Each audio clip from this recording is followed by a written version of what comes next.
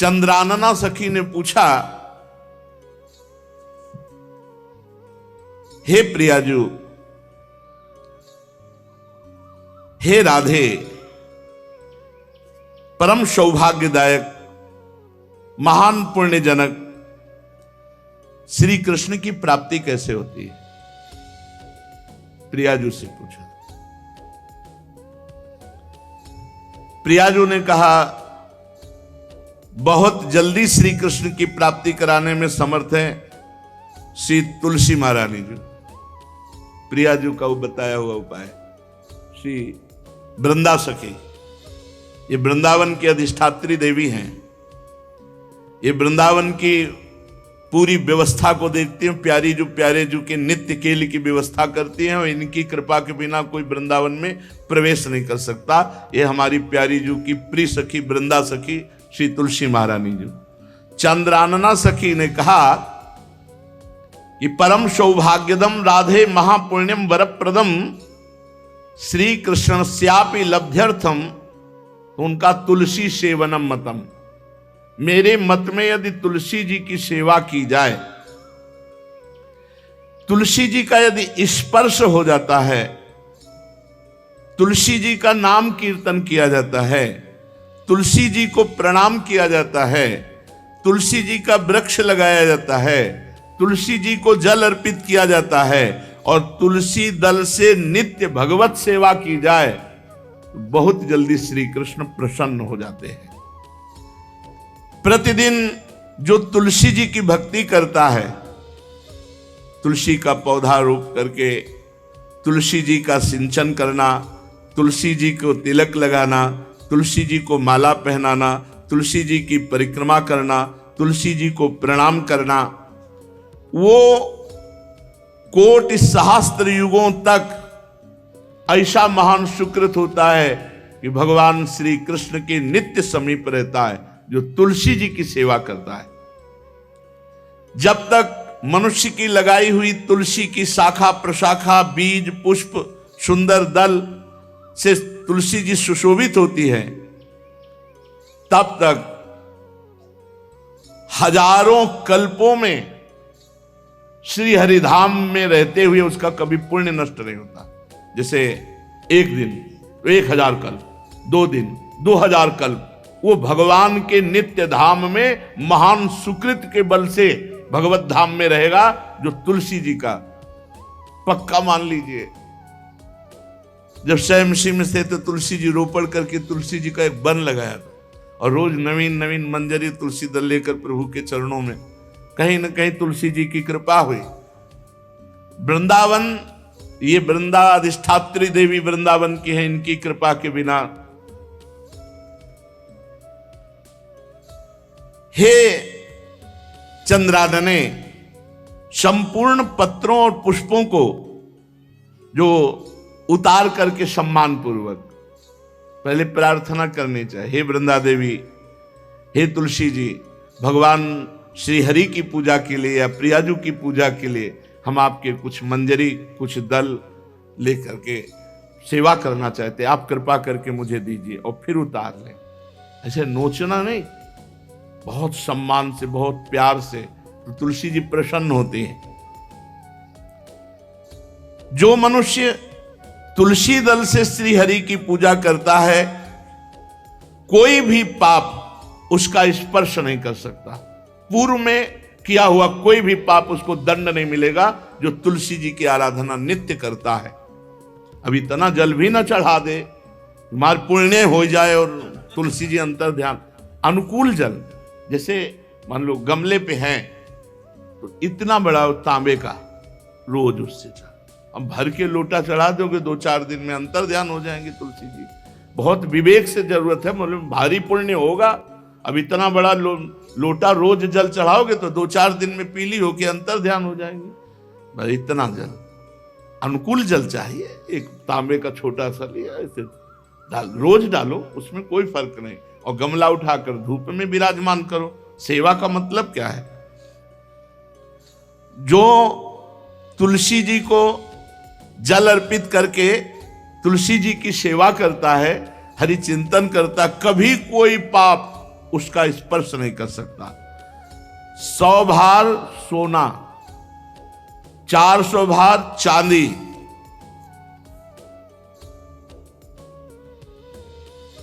का जो दान करने का फल होता है वो एक तुलसी दल उतार, जो अपने द्वारा लगाई हुई तुलसी दल, वो हरि के चरणों में अर्पित करो। ये 100 भार सोना और चांदी बराबरी नहीं हो सकती। कितना महत्व है। जो रोज तुलसी दल चयन कर, द्वादशी को न चयन करे, द्वादशी को मतलब बहुत बड़ा अपराध लगता है तुलसी दल का, इस मतलब तुलसी के वृक्ष का भी स्पर्श न करे।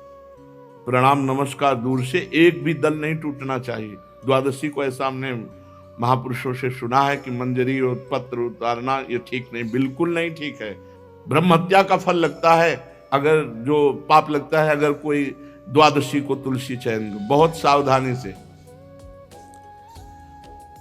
जिसके घर में तुलसी का बगीचा होता है, कई पौधे होते हैं, उसको कहीं तीर्थ जाने की जरूरत नहीं, उसका घर तीर्थ है जिसके घर में तुलसी के पौधे हैं।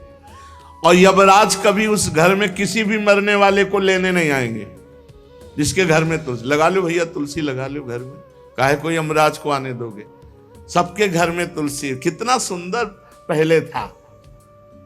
घर में आंगन होते थे, आंगन में एक बहुत बड़ा, और फिर उसमें तुलसी जी, और फिर उसमें 2-4 नर्मदेश्वर और शालिग्राम ऐसे, और फिर घर का हर व्यक्ति जल चढ़ाना, प्रणाम करना, नमस्कार करना, 4 पर।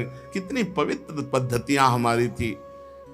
जब रसोई बने पहली गाय के लिए, फिर कुछ पक्षियों के लिए, फिर कोई संत महात्मा, कोई भिक्षु, ऐसा कितना पवित्र व्यवहार। अभी यहाँ जैसे हमने देखा है, ये रसोई बन रही ना तो धुआं नहीं खत्म होने पाता, वो ही सब अपवित्र किए हुए हैं, राक्षसी बुद्धि आती चली जा रही। तुलसी जी, ये भागवती को वस्तुएं, हमें लगता है बालकनी तो होती ही, बढ़िया बालकनी में कैसा उठाने धरने वाला स्टैंड लोहे का रखो कि तुलसी जी को विराजमान कर दो। जिसके घर में तुलसी जी विराजमान होती, उसके घर में यमराज कभी नहीं जाते। जो तुलसी जी का सेवन करता है उसकी सारी कामनाएं तुलसी जी पूर्ण कर देती है। तुलसी जी को लगाना, तुलसी जी का पालन करना, तुलसी जी को सिंचन करना, तुलसी जी का दर्शन करना, तुलसी जी का स्पर्श करना, मनुष्य के द्वारा जो मन, वाणी और शरीर से पाप हो गए सबको तुलसी महारानी क्षमा कर देती है, दग्ध कर देती है। पुष्कर आदि तीर्थ, गंगा आदि परम पावन नदियां, ये सब जो स्नान आदि अवगाहन आदि करने का फल देते हैं, वो केवल तुलसी जी घर में विराजमान है उसको फल मिल जाएगा। कितने बढ़िया। जो तुलसी जी की नवीन मंजरी प्रभु के चरणों में अर्पित करके प्रणाम करता है, वो चाहे कितना भी अपराध किए हो, वो कभी यमपुरी को नहीं देखेगा, कभी यमराज के पास नहीं जाएगा। जो मनुष्य तुलसी काष्ठ का घिसा हुआ चंदन लगाता है, उसके सारे संचित भस्म हो जाते हैं, और क्रियमाण जो वर्तमान, वो कभी उसको बांध नहीं सकते। तुलसी जी का काष्ठ का घिसा हुआ चंदन। जिसके घर में तुलसी की छाया होती है, वहां पितरों को अपने आप कल्याण प्राप्त हो जाता है। जो श्राद्ध करने से लाभ मिलता है पितरों को, घर में तुलसी लगा के, जो तुलसी की छाया, बड़ा वृक्ष, पितरों को तृप्ति मिलती है। चतुर्भुज ब्रह्मा जी सारंग धनवा श्री हरि के महामहिम स्वरूप की अनुभूति करने के लिए भी कहा है कि तुलसी जी का महान महात्म्य है। अगर तुलसी जी का सेवन करे तो भगवान श्री हरि की महिमा को जान जाएगा। स्त्री हो या पुरुष, पुरुष नपुंसक नारीवा जीव चराचर कोय, सर्व भाव भज कपट तज मोह परम प्रिय सोय। शरीर वर्दी है, हमारी पोशाक है, हम सब एक हैं, आत्मस्वरूप है, कुछ अलग नहीं है। शरीर केवल पांच भौतिक है तो सबका पांच भौतिक है, उसमें चिन्ह है स्त्री पुरुष के, बस इसके लिए भगवान की आराधना निषेध थोड़ी है। जो स्त्री या पुरुष श्री तुलसी जी के काष्ठ के मन के बना के, जैसे छोटी कंठी या बड़ी माला धारण करता है, श्री कृष्ण उसके बस में हो जाते हैं। यह है तुलसी जी की महिमा। परम सुहाग श्री कृष्ण मिल जाते हैं, और कौन सी भी हमें उपलब्धि चाहिए। हे गोप नंदिनी, तुलसी जी का सेवन करने से श्री कृष्ण वश में हो जाते हैं।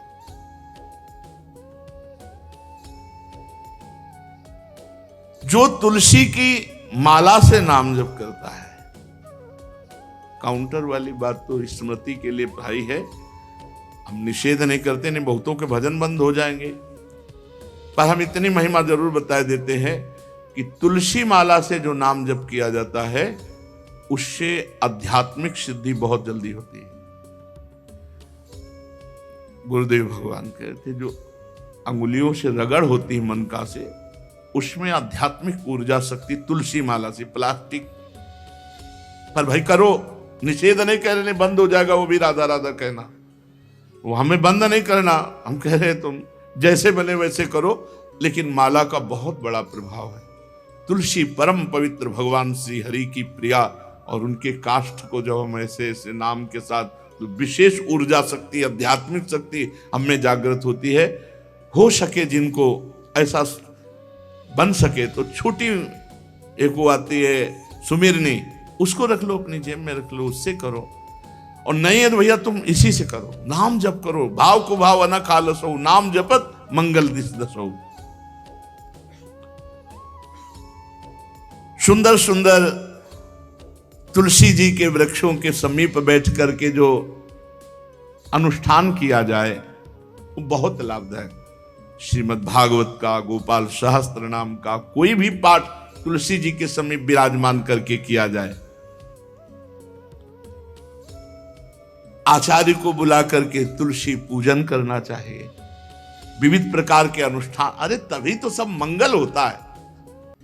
पहले था, हमने देखा है, 4 बजे माताजी दरवाजे के सामने लीपती, रोज का काम। जो पुराने घरों में देहरी के आगे आके 4 बजे लीप करके वहां अपना चौक पूर के दीपक जला, क्या पवित्रताएं थी, क्या मंगल था। जब किसी को निमंत्रण दिया जाता था सबके पैर धोए जाते थे, सुंदर बिछौना बिछा करके, और उसमें बैठकर पत्तल और रज के सकोरा कुल्हड़ ऐसे भोजन पाया। कितना पवित्रता, जो हमारी पूर्व पवित्रता थी, धोती कुर्ता चोटी पवित्रता। मान लो अगर बाहर जा रहे तो पैजामा कुर्ता, ऐसे बहुत पवित्र पोशाकें थी, पवित्र आचरण थे, पवित्र खान पान था। घर में जाओ तो एक पवित्रता है। किसी भी घर में ऐसा नहीं था कि देव मूर्ति न विराजमान हो, किसी भी घर में ऐसा नहीं था तुलसी जी विराजमान न हो। 1-2 गाय जरूर होती थी, पवित्रता। अब तो बड़ा विचित्र, ये भारतीय गौएं जो श्वेत रंग की, जो अरुण रंग की, जो सींग वाली हैं, वो उनका आप दुग्ध देखिए, दूह कर रख दीजिए, स्वर्णिम कांति छाई मिलेगी। ये हमारी भारतीय पद्धति, ये हविष्यान्न, इससे देवताओं का, भगवान का, सबका अभिषेक पूजन होता है। शुद्ध गाय जो हमारी भारतीय है, तीला है उसके जैसे निकला हुआ, वो भगवान ने सेवा की है। हमारे गोविंद भगवान का नाम ही गोविंद, गौओं के इंद्र। भगवान सुबह से निकल जाते थे, शाम तक गौओं को चराते थे। बड़ा तो किशोरी जी ने श्री तुलसी जी के पूजन की बात, भगवान गोपियों से वादा किए थे कि अब तुम्हें अगली पूर्णिमा को रास, अब रास बिना रासेश्वरी के नहीं हो सकता। लिखा हो चाहे ना लिखा हो, कोई भी विद्वान, कोई भी प्रवक्ता इस बात को बतावे, कहते हैं भागवत में राधा नाम नहीं लिखा है, भागवत राधामय ही है। सांद्रानंद घन प्रेम मूर्ति किशोरी, बिना लाडली जू के कोई रास बता दे कहीं भी, कभी भी, कैसा भी। महारानी जू के बिना रासेश्वरी के रास हो ही नहीं सकता, लिखा हो चाहे ना लिखा हो। क्यों नहीं लिखा? याते श्री सुख प्रगट कियो नहीं, जहां बोले राधा तो समाधि लग जाती हो, यहां 7 दिन में तक्षक काटना है। श्री सुखदेव जी ने महारानी जी का नाम, हरिराम व्यास जी कह रहे, याते श्री सुख प्रगट कियो नहीं, जानि सार को सार परम धन, राधा नाम आधार। वैसे तो रोज संकेत वन में, पीछे हमने चर्चा की थी, प्रेम सरोवर में प्रियालाल मिलते थे नंदगांव बरसाने। आज लालू ने एक नई लीला रची, गोप देवी लीला है। श्री लालजू महाराज प्रियाजू को रास के लिए उन्होंने सोचा एक बार छलिया रूप रख करके महल में प्रवेश करते हैं, देखते हैं लाडली जू पहचानती है कि नहीं, और कितना प्यार लाडली जू करती है। महाराज तो जो रूप धारण करें तो सभी सुंदर हैं, तो सुंदरता के समुद्र हैं। जब नकबेसर धारण करते ना, अंजन और घूंघट नीलांबर का, महाराज हृदय चूर चूर हो जाए, ऐसे सुंदर है। गोरी किशोरी भी चकोरी है जिनकी, नीलांबर धारण करके, और जिस समय लाली लगा के महाराज अपने राधा पी जी को कभी कभी जब आते हैं तो देखो ऐसा लगता है यार बलिहार है महाराज, जो रूप धारण करते हो सीधे हृदय पर प्रहार करते हो। प्रभु ने गोप देवी का रूप धारण किया, गोपांगना का। श्री चरणों में नूपुरों की झनकार, कटी में करधनी जिसमें क्षुद्र घंटिका लगी हुई हैं। अद्भुतम गोपिका रूपम चलत झंकार नूपुरम, किंकिणी घंटिका शब्द मंगुलीयक भूषितम। बड़ी दिव्य अंगूठियां धारण किए हुए अंगुलियों पे, कमर में करधनी जो रुंझुन रुंझुन, श्री चरणों में नूपुर, और रत्न कंकण केयूर मुक्ताहार विराजितम। कलाइयों में रत्न जटित कंगन, बीच बीच में चूड़ियां कंगन, ऐसे बाजूबंद, कंठा, मोतियों के हार और शीश फूल, केशपास, बेणी रचना, नासिका में मोती की बुलाक, बेशर और अलकावली, घुंघराली अलकावली, श्याम वर्ण के केश। ऐसा रूप धारण किया जो देखे मुग्ध हो जाए श्याम सुंदर को। वृषभानु भवन की तरफ चले। खाई और परकोटों से युक्त वृषभानु भवन 4 दरवाजों से सुशोभित, प्रत्येक द्वार पर काजल के समान वर्ण वाले गजराज झूम रहे। राजभवन की बड़ी मनोहरता है। उस मंडप प्रांगण में वायु के समान वेग वाले घोड़ों से अंगरक्षक, महल की रक्षा करने वाले चारों तरफ दौड़ रहे हैं वृषभानु भवन में। और बड़ी ही सुंदर सुंदर गौएं, धर्म धुरंधर बलवान साण रमा रहे हैं। बहुत से गोपाल बंशी वेद धारण किए हुए उनको संभाल रहे हैं। वृषभानु जी का भवन क्या है, ऐसा लगता है कि विश्वकर्मा ने पूरी कला कौशल लगा दी। और महारानी जी के लिए भवन के अंदर ही बगीचा, झरना, सरोवर, सब कोटि कोटि सूर्य के समान कांति वाली सुंदर सुंदर मणियां खंभों में जटित हैं, जिससे प्रकाश फैल रहा है। रत्न मंडित आंगन, बहुत से रत्न स्वरूप भूमि पे जटित हैं, और वहां वीणा, ताल, मृदंग आदि बाजे बजाती हुई बहुत सी मनोहर सखियां फूल छड़ी लिए हुए दरवाजे पर खड़ी हैं, संगीत बज रहा है। उस अंतापुर में दिव्य विशाल उपवन की छटा छटक रही। भीतर ही अनार, कंद, मंदार, नींबू तथा अन्य ऊंचे ऊंचे वृक्ष लहला रहे। केतकी, मालती, माधवी लताएं बड़ी सुंदर वृक्षों का आलिंगन किए हुए श्री राधा निकुंज महल के अंदर ही। कल्प वृक्ष के फूलों की सुगंध से भौरे मत वाले हो रहे हैं। शीतल मंद सुगंध वायु चल रही है। कहीं सहस्त्र दल कमलों के पराग को बारंबार वायु बिखेर रही है। निकुंज शिखरों पर बैठे हुए मोर कभी नाचते हैं, कभी कूक रहे हैं, कहीं कोकिला, कहीं सारस, कहीं सुख, और फूलों के सहस्त्र सहस्त्र सैयाएं जगह जगह। कभी लाडली जो इधर से निकले, किसी में भी विराजमान हो जाए। मेघ मंदिर में सैकड़ों फुहारे छूट रहे। बाल सूर्य के समान कांतिमान कुंडल तथा विचित्र वर्ण वाले वस्त्र धारण किए हुए करोड़ों बलवान महल के आसपास श्री लाडली जू के और श्री स्वामिनी जू की परिचर्या में सब सुसज्जित सखियां केसरिया रंग के सूक्ष्म वस्त्रों को सजाकर पर्दा बनाया गया है। जलज पुष्प, थलज पुष्प, जगह जगह पल्लव बिखेरे गए हैं और घुटनों तक पुष्पों का पराग महारानी जो चलेंगी।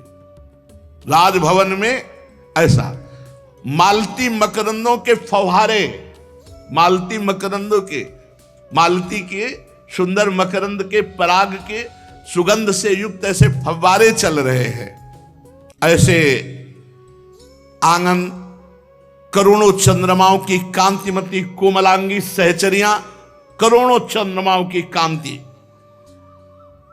धीरे धीरे वहां सब निरीक्षण परीक्षण।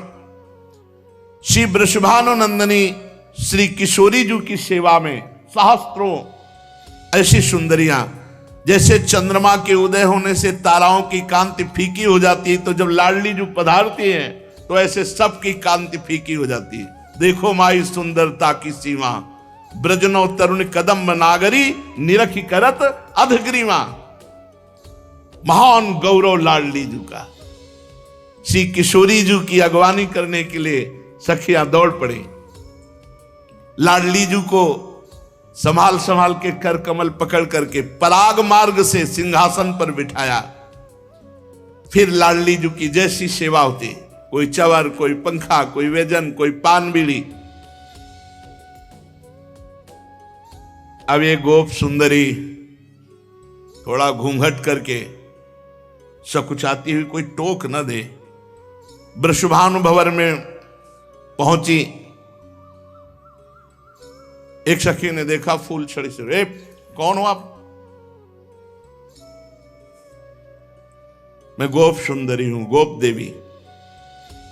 क्या कार्य है? आपकी महारानी से मिलना है, मुझे शिकायत करना है। क्या शिकायत करनी? शिकायत करना है तो बाबा से करो जाकर। वो बात बाबा से नहीं कह सकती जो बात हमारे साथ हुई है। वो बात केवल लाडली जू से कह सकती है और वही हमारा निर्णय कर सकती है। हाँ, तो कोई गंभीर बात है, गंभीर बात है। इसीलिए तो महारानी जी, कोई गोप सुंदरी आई अपने को बोल रही और वो आपसे अपना न्याय करवाना चाहती है। आदर पूर्वक उसको लाओ। पुष्पों के पावड़े जहां थे वहीं से गोप सुंदरी को घूंघट इतना किए हुए हैं, क्योंकि लाडली जू के सामने नेत्र चपलता इनकी खुल जाती है, तो इतना घूंघट किए हुए हैं।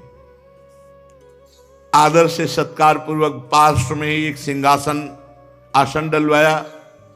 आओ, तुम हमारी अतिथि हो, तुम्हारा स्वागत है, बैठो। कुछ खाओ पियोगी? हृदय जल रहा है, खाएं पिए क्या? नहीं, बात क्या हो गई? ऐसा क्या हृदय जल रहा है? कुछ आपको नहीं, हमारी पहले बात सुन लो और न्याय कर दो, बस हो गया। अच्छा सुंदरी, तुम्हारा स्वागत है। स्वागतम ते सखि शुभे नामधेयम बदासु में, भूरि भाग्यम ममई वाद्य भवत्यागतया स्वतः। स्वागत है सुंदरी, तुम्हारा स्वागत है। मुझे ऐसा लग रहा है मेरे भाग्य से तुम आई हुई हो, क्योंकि जब मैं तुम्हारे जो अंग खुले दिखाई दे रहे हैं उनको देखती हूं तो मुझे विशेष सुख मिलता है, जैसे मेरे प्रीतम के सुख, मेरे प्रीतम की स्मृति आपके दर्शन से आ रही है। त्वत्समानम दिव्य रूपम दृश्यते नहीं भूतले, यन्न त्वं वर्तसे शुभ्रू पत्तनम धन्यमेव तत्। सुंदरी, तुम्हारा स्वागत है। भूतल पर तुम्हारे समान दिव्य रूप नहीं हो सकता, शुभ्रू, तुम जैसी सुंदरी कहां निवास करती है? धन्य है वो नगर जहां तुम निवास करती हो। प्रिया जी इतना क्यों? क्योंकि श्याम वर्ण की अंगूठी पहने हुए, श्याम वर्ण की कांति अंगों से तो प्रिया जी को अपने लाल जी की याद आ रही, प्रीतम की याद आ रही, प्रभु की याद आ रही। तुम अपने आगमन का कारण विस्तार पूर्वक बताओ, मेरे योग्य जो कार्य होगा मैं अवश्य करूंगी। तुम्हारी चाल ढाल बहुत सुंदर लगती है। प्रियाजू ने आते देखा था, तुम्हारी चाल ढाल बहुत सुंदर लगती है। हे वृषभानुनंदिनी शुभ्रे, मैं तुम्हें कैसे बताऊं? शायद तुम बर्दाश्त नहीं कर पाओगे। नहीं बोलो ना, क्या बात है? पूछा मेरा नगर कौन सा है तो सुन लो। मैं गोकुल में जो नंदगांव पास में है, नंद भवन में उत्तर दिशा में मेरा निवास है। मैं गोप देवी कहलाती हूं। मैंने ललिता जी के मुख से तुम्हारी महिमा सुनी है कि तुम न्याय ठीक करती हो, बड़ी करुणामयी हो। आपकी रूप माधुरी, गुण माधुरी, चंचल लोचने, प्रधान उद्देश्य तो तुम्हारा दर्शन है। और दूसरी बात, एक शिकायत करनी है, न्याय लेना है हमें। कमल लोचने, जहां ललित लवंग लता की सुगंध छा रही है, गुंजा निकुंज में मधुपो की मधुर ध्वनि से युक्त कंज पुष्प खिल रहे हैं, ये राधा निवास आज मैंने अंदर देखा, जीवन में पहली बार देखा है। मेरी आंखें निहाल हो गई। ऐसी तो कोई पुरी नहीं है, चाहे देवराज इंद्र की क्यों ना हो।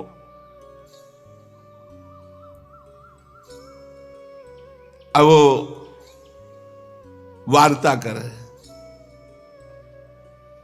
लाडली जी से गोप देवी ने कहा, मेरी आंखें तो सार्थक हो गई, शीतल हो गई, पर मेरा हृदय जल रहा है। क्या? ये जो नंदगांव में एक श्याम सुंदर है, आपने सुना होगा। श्री जी सावधान हुई,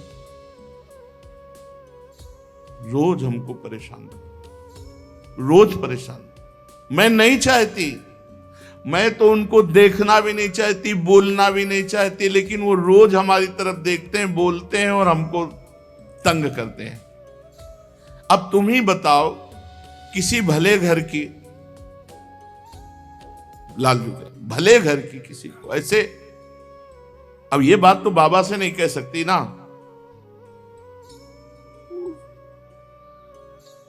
श्री जी ने कहा कि नहीं नहीं, ऐसा नहीं है, आप जैसा कह रहे हो वैसा नहीं है। मैं दुखिनी हूं और लालजू महाराज जो है ना, वो दुख को प्रकट करने लगे। देखो गोप देवी, तुम खिन्न ना हो, मैं तुम्हें ठेस नहीं पहुंचा रही हूं। कल्याणी, तुम फिर से अपनी बात बताओ। हमें लगता है कि तुम्हें और जगह दुख पहुंचा होगा, नंद नंदन से नहीं। तुम अपने दुख का कारण बताओ। एक बात सच्ची समझ लो, श्री कृष्ण और श्री कृष्ण भक्त, इन दो के सिवा अगर किसी ने तुम्हें दुखी किया है तो मैं दंड दे सकती हूं, पर ऐसा श्री कृष्ण के द्वारा आपको। देखो, अगर तुम बनावटी बात कह रहे हो तो तुम्हें जो हाथी घोड़ा रथ सोना रत्न चाहिए सब ले जाओ। सही बात बताओ, निश्चल भाव से, जैसे मैंने तुम्हें अपना मित्र माना वैसे ही तुम मित्रता का बर्ताव करके बताओ। देखो, श्री जी ने कहा कि तुम हमारी मित्रता में कपट न, अगर जो मित्रता में कपट करता है उसको धिक्कार है। गोप देवी ने कहा, राधे बरसाना गिरी की घाटियों में मनोहर सांकली गली है। खुली बात तुम्हें बताएं, अभी तक तो हम गुप्त बता रही थी। मैं दही बेचने जा रही थी, इतने में नंद का आ गया। नौ तरुण तो है ही है, और आप तो जानती हैं सुंदर भी है। तो आप ही है कि मैं सुंदर हूं के लिए श्री जी ऐसे करे? आप जानते हो सुंदर भी है। उसने रोक लिया मुझे और घूंघट करके जैसे लीला पूर्वक। अरे मैं तो शर्मा गई। उसके हाथ में बंसी थी, बेत थी। उस रसिक शेखर लंपट को लज्जा की तो तिलांजलि ही दे दी। मेरा हाथ पकड़ लिया और जोर जोर से हाथ मरोड़ने लगा और कहने लगा, सुंदरी, मैं इस कर लेने वाला हूं इस बीथी का, गली का। मैंने कहा, अरे गोरस लंपट, मैं कदापि कर नहीं दूंगी।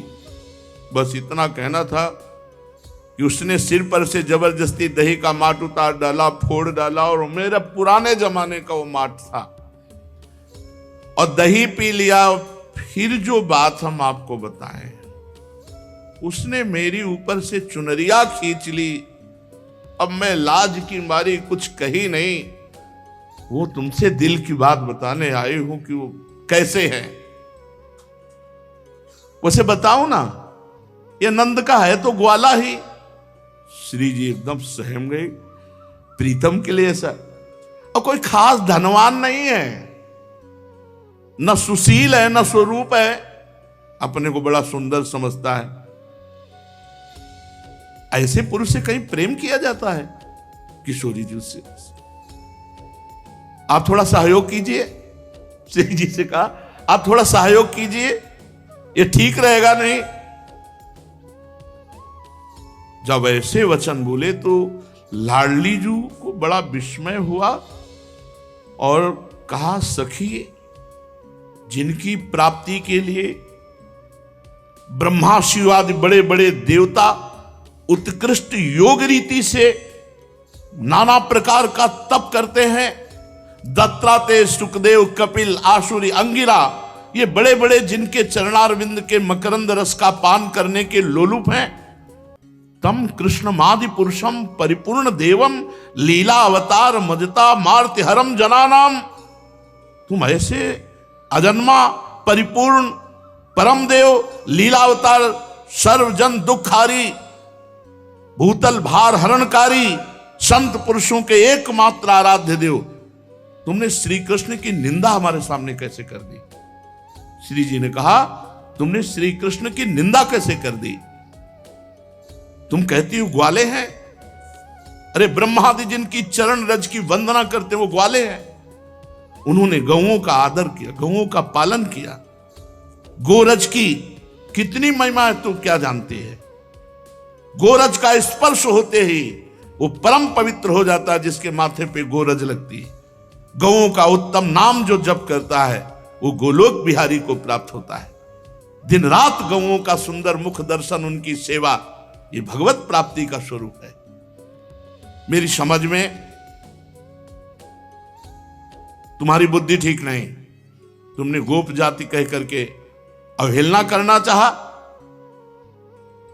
तुम कहती हो काला श्याम सुंदर, श्री कृष्ण की श्याम प्रभा विलासी सुंदर कला का दर्शन करके भगवान नीलकंठ, शंकर जी, सनक सनंदन सनातन, अरे जटाजूट, हलाहल, विष, भस्म, कपाल और सर्प धारण करने वाले उनकी सुंदरता के पीछे घूमते हैं। स्वर्गलोक, सिद्ध, मुनीश्वर, यक्ष, गंधर्व, मरुदगण, नर, किन्नर, कौन ऐसा है जो हमारे श्री कृष्ण से मोहित ना हो जाए? उत्कृष्ट ऐश्वर्य, सौंदर्य, माधुर्य, तू कैसे बोल दिया? तुम कहती हो निर्धन है। अरे सारा वैभव उन्हीं का है। तू अभी मेरे श्री कृष्ण को नहीं जानती। तू कहती कोई खास नहीं। वत्सासुर, अघासुर, कालिया नाग, बकासुर, यमला, अर्जुन, वृक्ष, तृणावर्त, सक्तासुर, पूतना, इनको परम पदवी प्रदान की जो घोर राक्षसी स्वभाव के थे, खास नहीं है। उन मुरारी के लिए तुम अपयश वाले शब्द बोले। कोटि कोटि ब्रह्मांड समूह एक एक रोमकूप में जिनके वास करते हैं उनको तू कह रही खास कोई धनवान नहीं। पुरुषोत्तम कह रहे हो कि वो किस प्रेम करने लायक नहीं। अरे बड़े बड़े वैभव को ठुकरा कर भक्त लोग श्री कृष्ण के चरणों की आराधना करते हैं। तुम भक्ति के रास्ते को नहीं ना। उनकी एक कृपा है कि वो अपने भक्तों को प्यार करके उनके पीछे पीछे डोलते हैं। श्री कृष्ण सुशीली नहीं, समस्त लोगों के सुजन समुदाय के चूड़ामणि हैं। वे अपने भक्त के पीछे चलते हैं, अपने रोम रोम को लोगों को पावन करते हैं। वो परमात्मा है। तू कैसे बोल गई? गोप देवी बोली, श्री राधे मैं दुख तो नहीं पहचाना चाहती। वैसे तो तुम्हारी बुद्धि तो बृहस्पति का भी उपहास कर रही, इतनी प्रवीण है। वाणी कला कौशल बोलने का। श्री राधे हमें लगता है तुम्हें श्री कृष्ण से प्रेम है क्या? क्योंकि तुम बात सुनते ही ऐसी, तुम्हें बहुत विश्वास है श्री कृष्ण पे, तुम्हें प्रेम है श्री कृष्ण से। श्री जी ने कहा मुझे प्रेम है श्री कृष्ण से और मुझे विश्वास है श्री कृष्ण पे। क्या तुम बुलाओगे श्री कृष्ण उपस्थित हो जाएंगे? हां, इसी क्षण।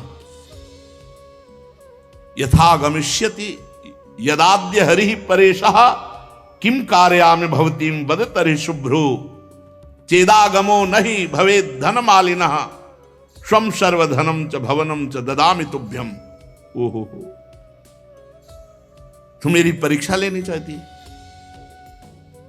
सुन सखी, मेरे बुलाने से मेरे श्री कृष्ण तेरे सामने ही उपस्थित हो जाएंगे। अगर वो नावे ना मेरे स्मरण करते हुए तो ये जीवन, ये धन सब निछावर कर दूं। कितना प्रेम है श्री जी से। कह रही चेदागमो न ही भवेत धनमालिनः तो स्वयं सर्वम धनम भवनम ददामि तुभ्यम। मैं तुम्हारी सेविका बन जाऊंगी, सब कुछ अर्पित कर दूंगी अगर मेरे बुलाने पर श्री कृष्ण आए। अथ राधा समुत्थाय नत्वा श्री नंद नंदनम उपविश्यासने दध्यौ ध्यानस्तिमिल्लोचना। उसी समय श्री जी ने आंख मूंद लिया और प्रभु श्री कृष्ण के ध्यान में मगन हो गए। श्री कृष्ण का मन ही मन चिंतन करके उनके ध्यान में डूबी और निश्चल हो गई। वो तो सामने ही बैठे गोप देवी के रूप में। देखो अब तो मामला बढ़ गया, श्री जी तो ध्यानस्थ हो गई और श्री जी के आंखों से अश्रु प्रवाह होने लगे। उतार कर फेंक दिया सब गोप देवी का वेश, निकालते हुए आके बैठ और गंभीर वाणी में बोले, प्रियाजू, लाडलीजू, श्री राधा। श्री जी ने खोल के देखा, वही मोर मुकुट, उनको क्या देर लगती है। चंद्रवदने, प्राण प्रिय, मानुशीले, प्रिय राधा, देखो मैं तुम्हारे सामने आ गया हूं। आंख खोल कर देखो। हा प्रीतम, सामने देखा, मुझे विश्वास था आप चिंतन करते ही आ जाओगे। कहां गई वो गोप देवी? वो कहां गई? बहुत निंदा कर रही थी, कहां गई? प्रभु ने कहा, जे भी तुमने चिंतन किया, मैं वैसे तो बंसी बट में था, पर मैं अभी यार कम से कम सामने तो झूठ मत बोलो। वैसे तो मैं बंसी बट में था, मैं तुरंत बस आपके ध्यान के कारण ही आया। मैंने देखा एक अभी गई, कौन थी वो? कोई देवांगना थी, कोई मायाविनी थी, और मुझे लग रहा था कि कोई अच्छे विचार वाली नहीं थी। जब गोप देवी के रूप में आए तो श्याम सुंदर के लिए बोले, और जब श्याम सुंदर के लिए आए तो गोप देवी के रूप में जो गए। वैसे हम आपसे कहते हैं कि ऐसे इधर उधर की घूमने वालियों की बातों पर विश्वास नहीं करना चाहिए। श्री किशोरी जी परमानंद में मगन हो गई और लालजू से हृदय से मिले। सखियों से कहा वो गोप देवी बाहर निकली, जो फूल छड़ी लिए हुई खड़ी। उनका आते अंदर आते तो देखा, तो बाहर निकलते हुए तो नहीं देखा। तो श्री कृष्ण से कहा आपने देखा? बोले हाँ निकलते मैंने। बोले हमारी सखियों ने नहीं देखा। कौन गोप देवी थी? तो कहा क्षमा कीजिए, मैं ही गोप देवी बन के आया था। तो श्री जी के हृदय से लगे और श्री जी से कहा, इसी के आगे रासलीला है। श्री जी से कहा कि हे रासेश्वरी, आपकी उपस्थिति के बिना हमने गोपियों से जो वचन दिए हैं कि आपको शरद पूर्णिमा की रात्रि में रास उत्सव में सम्मिलित करेंगे, आपकी उपस्थिति के बिना रास नहीं।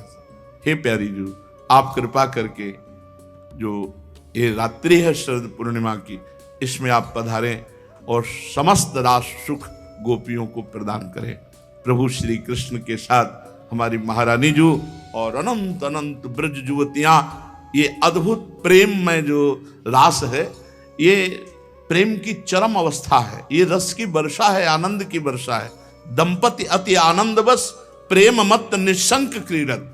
यहां आनंद की मत्तता है। ये सब विकारों की तो साधना काल में साधकों के हृदय से निवृत्ति हो जाती है। फिर भाव देह की प्राप्ति, जैसे सखा भाव या वात्सल्य भाव या दास्य भाव या गोपी भाव या सहचरी भाव देह चिदानंद होता है। वहां सब विकार होते ही नहीं है, विकार की कल्पना ही नहीं है।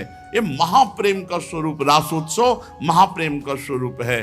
भगवत कृपा से जो आगे चर्चा है वो रास की ही है।